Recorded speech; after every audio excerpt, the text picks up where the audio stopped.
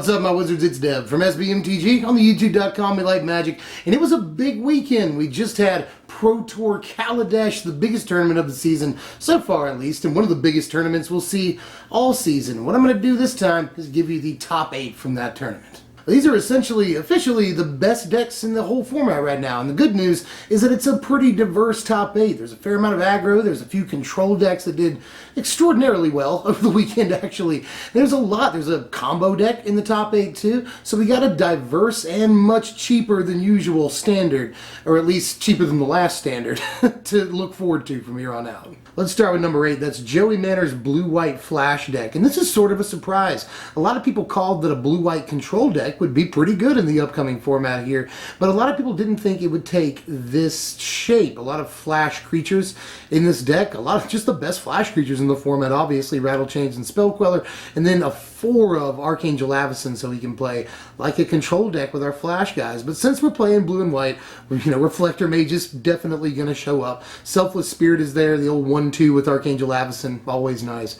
And note the 4 of GIDEON and the 4 of THRABEN Inspector. These are cards that we'll see an awful lot as we move through the top 8 here. And Planeswalkers were not incredibly popular over the weekend, but GIDEON was. He was sort of the exception to the rule over the weekend. We will see a lot of GIDEON in this top 8.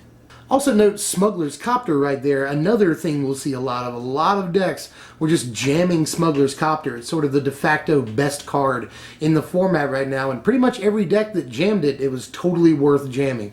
Gotta play a playset of this in almost anything nowadays, especially if your strategy is creature-based in any way. SMUGGLER'S COPTER really proved its worth. A lot of people have been playing it for the first 2 weeks of the format. It is already format defining, and it really proved itself over the weekend. We will be playing this for the next year, pretty much guaranteed. Here are the lands on the board right here. The lands are pretty easy to figure out, but I do want to point out the 2 of Westvale Abbey, a card that still exists in this format and is still pretty darn good, so I do not blame him playing that at all. And then the sideboard right here. Note Ceremonious Rejection first. That's another card that was very popular in sideboards over the weekend, and warranted too. In a format where SMUGGLER'S COPTER is as good as it is. It's a huge threat. It's in nearly every big deck in the format.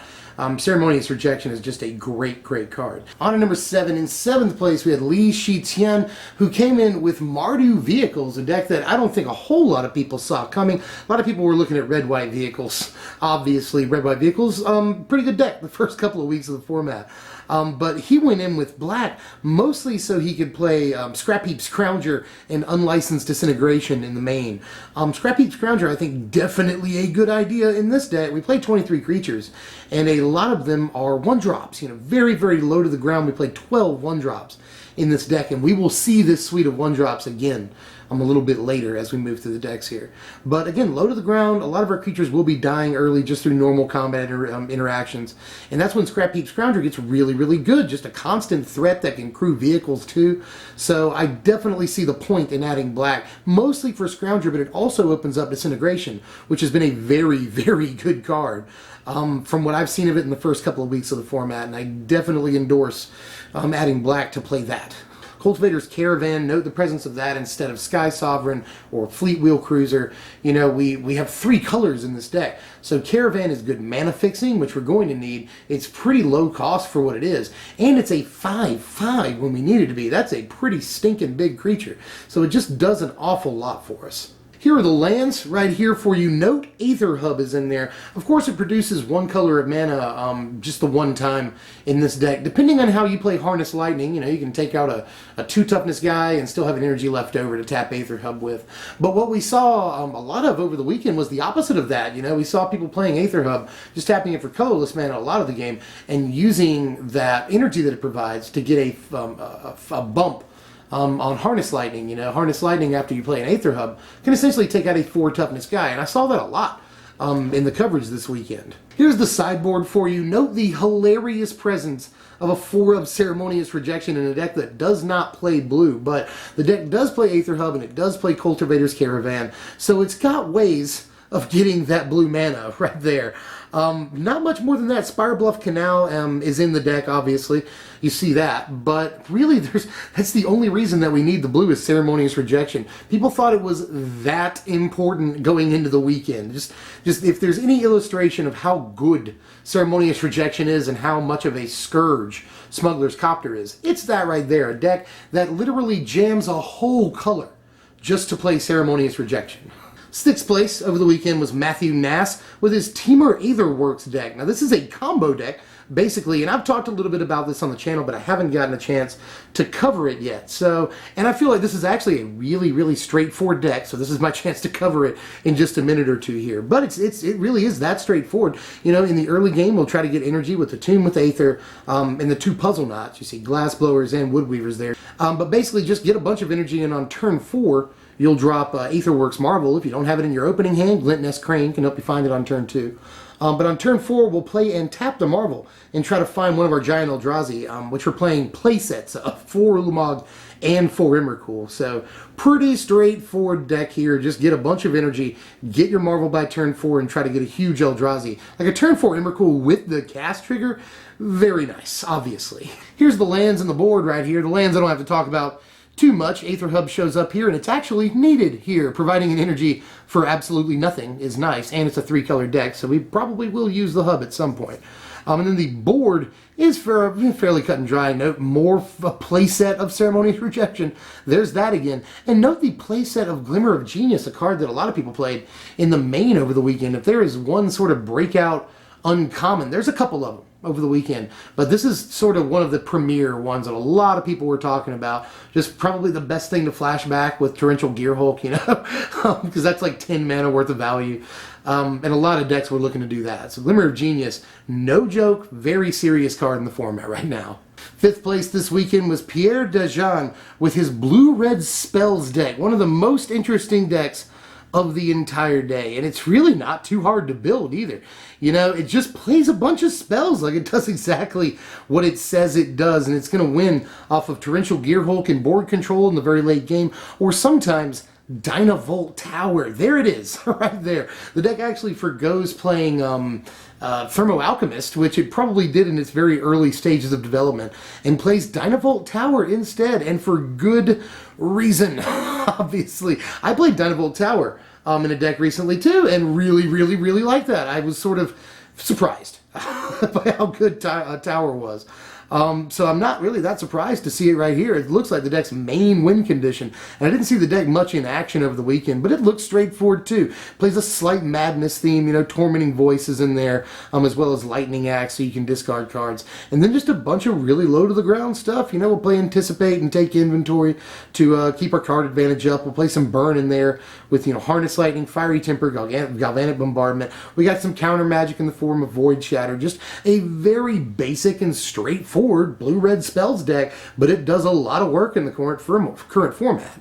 I really should point out how good Torrential Gearhulk was over the weekend. A lot of people talking about this card, and it just sort of instantly jumped to best Gearhulk in a lot of people's minds. We've been calling that since day one, man. I've really liked Torrential Gearhulk for a long time now, and I'm glad to see him get his day in the sun. Who knows if he'll continue to be an important card in this format, but just based on this top 8, he pretty much immediately is, and will probably, if he hasn't already, will likely undergo a price spike, because the card has been very important on this weekend at least. Here's the lands in the board. Aether Hub yet again, but again, not surprising to see it. You know, Harness Lightning's in the deck, a couple of other things. Glimmer of Genius is in there. So not surprised to see Aether Hub. I just want to again point out how popular that card was over the weekend. It's now sporting like a $3 price tag for an uncommon in a standard legal set, which is insane, but the card is that good and is necessary in a lot of mana bases right here. As far as the sideboard goes, Ceremonious Rejection shows up yet again. There it is in nearly every board over the weekend. Negate also shows up, and Negate was in a few main decks that I've seen over the weekend. It's just that good right now. You know, it counters Planeswalkers, counters spells, obviously, non-creature spells, that's what it's all about. So instants and sorceries, removal, you can protect your things with it, you know, just really flexible card, and obviously has the added benefit of countering vehicles, like Smuggler's Copter, Fleetwheel Cruiser, just fan-freaking-tastic card right now. Negate could be in a lot of main decks, and as a matter of fact, it is. It's just really flexible. As a matter of fact, you could say that Negate won the Pro Tour. The final play of the game was Negate countering something in the finals of this Pro Tour. So Negate just that good right now. Also, before I move on, note Nebulous of Frost and Thing in the Ice. Thing in the Ice actually in the Pro Tour winning deck. As a 4-of, it was really good over the weekend, and we'll get to talking a little bit more about that later. But Nebulous of Frost, a playset in this deck, in the board at least, and to hear people tell it, this card did very well. I didn't actually end up seeing it on camera at all, but to hear tale of people talking about having seen this card, Nebulous of Frost was a powerhouse. From everything I've heard, Nebulous of Frost was just incredible by all accounts. So maybe we should try that out in main decks. I have not really given it much of a chance, and there were some people that liked the card when it first came out, but again, haven't given it much of a chance. I'd like to try it now though. Coming in 4th over the weekend was Ben Hull with his red-white vehicles list, and this is pretty much the standard red-white vehicles list that we've been seeing for a couple of weeks here, you know. It's got Selfless Spirit in it, a fairly recent addition to the deck. But other than that, this is the list. You know, there's really not too much innovation here. Gideon was in a lot of sideboards at the very beginning of the format for this deck, but it has been moved into the main, and we did that. I'm not going to toot my own horn too much. I'm going to move on pretty quick here, but in our red-white vehicles deck was the very first deck that we put up in Kaladesh Standard. We had it up before anybody else, and I put a 2-of Gideon in the deck, and a lot of people in the comments were like, Gideon doesn't go in here, he looks totally jammed, you know, it just doesn't look right, it's awkward. But here Gideon is, a 2-of in these vehicles decks, and a lot of these vehicles decks, because he just is that good, you know, he helps crew things, and he's great against control decks, you know, his first loyalty ability there. And then putting, you know, the emblem out is fantastic in these heavy creature-based decks. So Gideon does everything you want him to do, and was maybe one of the most popular cards over the weekend. He just showed up in everything. And the cheapest part of the vehicles deck, the land base, right here, not going to cost you too much to build that, and it's fairly straightforward. As is the board, honestly, but there is some tech in here. Skywhaler's Shot is slowly becoming better than people thought it would be, definitely. Chandra, Torch of Defiance, the 1-of copy in the sideboard is all the Chandra that you will see for the weekend, just the 1 copy, which is really, really sad. A lot of people speculated very hard on this card, and it's still got plenty of time to become an important card. It's obviously very good. It's all those abilities. Just check that out. But it just wasn't important, at least over this weekend. Who knows what will happen in the future. But hopefully her price will go down a little bit and we can pick her up for cheaper. That'd be nice. And Weaver of Lightning is the other big important piece of tech here in the sideboard. We are seeing that a lot more often in these Thermo Alchemist decks and the burn decks in the format. And then this red-white vehicles deck employs it as well, because Weaver really is that good. I think the first person I saw to pick this up was actually Wedge at the Mana Source. I mean, one of his decks said that Weaver of Lightning was just an amazing sideboard card, and it turns out you, my friend, were right. Good job on Weaver. We are in the top 3, ladies and gentlemen. Number 3 over the weekend was Makis Matsukas with his red-white tokens deck. Now this is a cool deck right here. This is right up my alley, honestly. This is a lot like the red-white vehicles deck, but the only vehicle it plays is Smuggler's Copter, and that makes room for Reckless Bushwhacker. This deck is just much, much lower to the ground than the other vehicles decks. You know, we play that same suite of 1-drops in Exemplar, Apprentice, THRABEN, Inspector, and then we play Copter on turn 2. We got a lot of stuff that can crew it, you know. Reckless Bushwhacker comes down turn 3 or 4, and usually if it comes down turn 4, it'll win the game. You know, just Reckless Bushwhacker, very, very good in a strategy like this.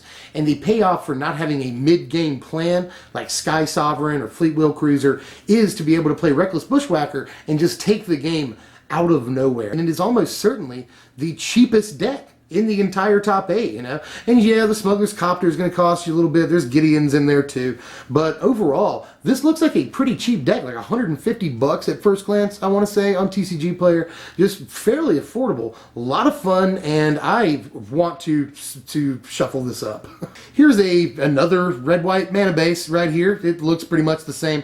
And then there's a sideboard to this deck as well, which also looks pretty much the same. Notice Thalia making an appearance there. Lantern Intern Scout even shows up. That's pretty cool. And Make a Stand. I was just pimping this card in a deck tech the other day, talking about how much I loved Make a Stand, and here it is in the sideboard of a Pro Tour Top 8 deck, because it is that good. Just good against Radiant Flames, good against Kozilek's Return, you know, a lot of stuff, you know, good against Fumigate right now even. So I really like to Make a Stand in the limited playtesting I've done with that white aggro deck. And I see it here, and there's definitely a good reason for it. Make a Stand is just awesome. Now we're getting into the finals. Deck number 2 on the day. Made it to the big game and then ended up losing, but was still a fantastic deck. Carlos Romeo, Jeskai Control right here. We see 3 whole Torrential Gearhulks in the deck because we've got 20 instants that we're playing. We're also playing 5 spells that can sweep the board, the 2 Fumigate and the 3 Radiant Flames. But the instants are the real story here. You know, we've got Void Shatter shows up in another deck. That's pretty cool. Void Shatter, you know, counter magic actually becoming a real thing.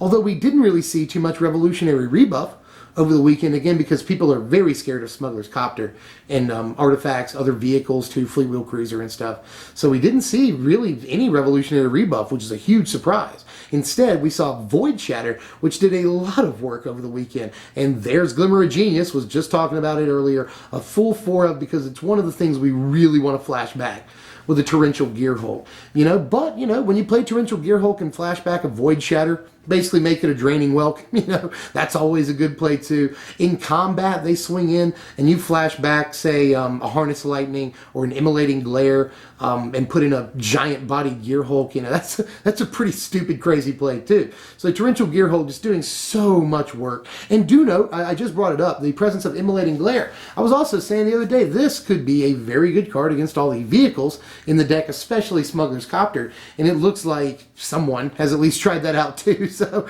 I'm glad to see Immolating Glare here, because I think it's a very good card right this second. 26 lands in the deck. Aether Hub again. I'm just going to always say Aether Hub. It's seriously in literally every mana base in the format. That's what's driving its price up so much. Just the price of Aether Hub is driving me crazy. So I kind of point it out every time I see it, which is all the time. And then the sideboard right here. Again, a lot of straightforward sideboards over the weekend. This deck's going to play all the Gideons in the board, but Gideon is still there. Same thing with Ceremonious Rejection. It's there. You know, just these sideboards in the format seem to be fairly set in stone at this point. They'll all play a lot of the same things. But the best deck of the weekend after the dust settled and the smoke cleared was legendary players Shota Yasuoka's Grixis Control. Grixis Control, ladies and gentlemen, officially a thing again. A lot of people really hold Grixis Control near and dear, and although this doesn't necessarily look a lot like the Grixis Control decks of the past, it does have similarities, you know, counter magic and cheap removal. That's the whole game plan, which is what Grixis always tries to do, but it has great tools to help it do that right now. Thing in the Ice, centerpiece card in the deck. Saw it transform a bunch of times on camera.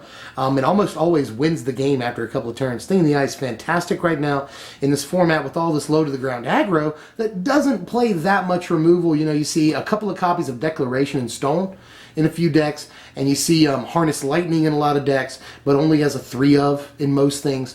And that meant that Thing in the Ice had a real chance to go under the radar because it's not going to be hit too often. And these decks flip it very, very quickly. Note that this deck plays 21 instants. The last deck played 20, and that was a lot. And this one gets access to a lot of fantastic removal. Unlicensed Disintegration shows back up. We were just talking about how good Harness Lightning is right now. Galvanic Bombardment in a lot of decks over the weekend. And this one even plays a 1-of Essence Extraction, you know. Kill that Smuggler's Copter, gain one of the attack steps back in life. That seems pretty good too.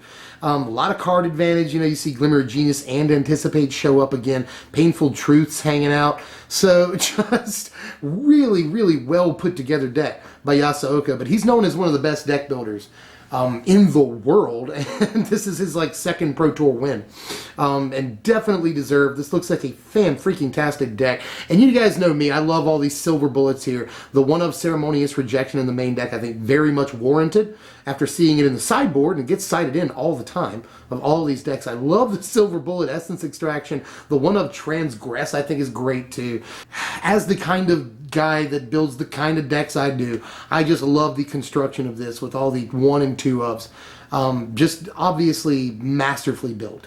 26 lands in this deck, and note what's not in there. Aether Hub doesn't show up in this one. Of all the decks that Aether Hub isn't in, it's the winning deck of the day. That's pretty crazy, and I just wanted to point that out. But here's the sideboard where we see a lot of more 1 and 2 of. Some of these are filling out play sets, or just, you know, adding another copy to a card that's already in the main deck. We see a lot of sort of finagling here. Confiscation Coup, I'm glad that's on the board as well. I really like Coup a lot.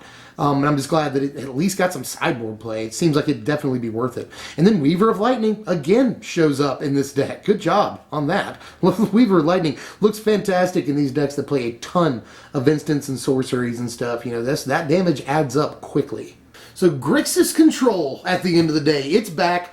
It's actually back. Like, I've loved Grixis Control for a long time, and I know a lot of people have too. Apparently, this is the format for it, you know. We have things like Torrential Gear Hulk that are just crazy with all of our instants, you know. So, I really, really like that Grixis list. And actually, I like a lot of these lists. You may have heard, you may have noticed that a lot of that was just me gushing over how much I like a lot of these lists, you know. We've got really, really low to the ground aggro. We've got really, really, you know, just hard draw go control that plays a lot of instants in the format. So we've got a lot of these, like, old school Magic archetypes right now, and I think that's really, really cool. Note that a little while ago, I got a lot of questions about this. I said that aggro is usually very good at the beginning of a format, and within a few weeks, control will usually take over once it figures out the right plan. You know, what removal do we play? What are the best in-game strategies for us in a format full of aggro? What are the best sweepers to play? What's the best, you know, do we play 2 of this, 3 of that, 1 of that? What are the best sort of numbers?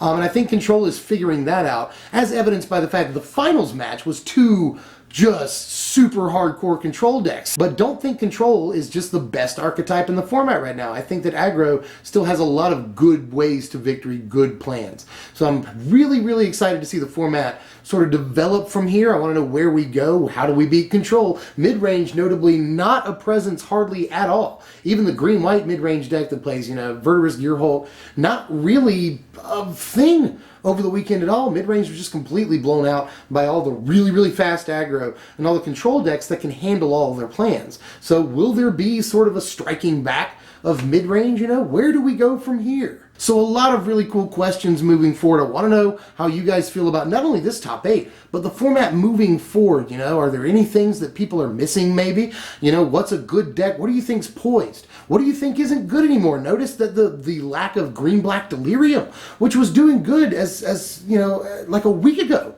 It was showing up in top 8 still. So what's up with Delirium? What happened there? You know, is it still a deck? A lot of questions moving forward. So really excited to hear what you guys think about all that. That's all I've got for now, at least. If you enjoyed the content, like the content, sub if you're new, so you get all of this and the deck text coming up. The next one, by the way, what are we doing next time, is Green Stompy. Just mono Green Stompy, a deck I've loved since like 1997, and you never see it anymore. But I think there's actually a case for it in the format, speaking of mid-range. So I'll be showing that to you in the next couple of days. Make sure you sub so you get that notification, and I will see you guys next time. I'm Deb from SBMTG. Thanks for watching, my wizards.